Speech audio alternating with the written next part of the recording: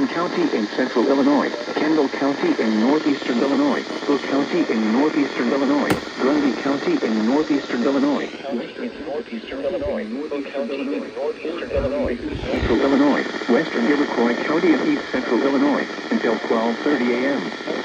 At 11:11 p.m., severe thunderstorms were located along a line extending from near Leland to near Grand Ridge to near Downs, moving east at 40 miles per hour.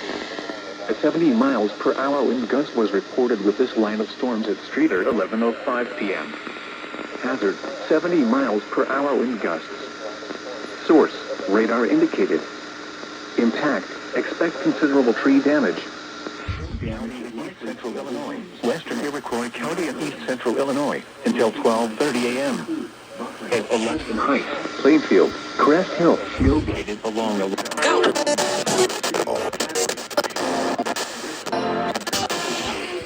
Morris, Wilmington, Elwood, Bonfield, Union Hill, campus storms at Streeter 11:05 p.m. Hazard, 70 miles per hour.